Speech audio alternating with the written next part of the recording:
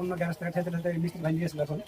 তো ব্রেকের তারপর দিয়েছে, অ্যাক্সিডেন্টের তার, তারপর চেঞ্জ পার্ট লাগিয়েছে, তারপর থেকে বলছে গাড়িটা স্টার্টই হচ্ছে না কোনো রকম। তো এখানে লাইন টাইন সব কিছু আছে, ফুয়েল পাম্পও চলছে না। তো সর্বপ্রথম আমরা দেখলাম যে এখানে আছে, হ্যাঁ, তো ফুয়েল পাম্প চলছে না চাবি দেওয়া মাত্র। তা আগে আমরা ফুয়েল পাম্প আমরা কিছু চেক করার আগে ফুয়েল পাম্প চলছে না, সর্বপ্রথম আমি দেখছি তো এখানে হাত দিয়ে এখানে তার কাটা আছে, সেজন্য এখানে তার কাটা দেখলাম, সেজন্য আর বুটাটা চেক করলাম না। আগে এই তারটা লাগাবো, লাগিয়ে আগে দেখি গাড়িটা হয়ে যাবে। তো যাই হোক আগে লাগাই এটা।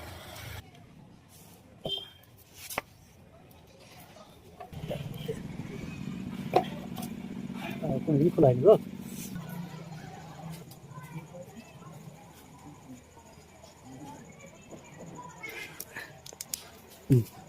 তারটা এটা দিয়ে ভরে দিয়েছি, দিয়ে এটাতে পুশ করে দেবো, দিয়ে জয়েন করবো।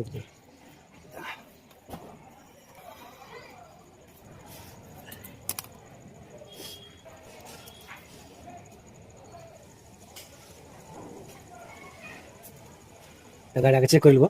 আচ্ছা, তাহলে এবার চেক করবো। কাছে দেখো পাম্প চলছে, তার মানে সেটাও নিয়ে নেবে।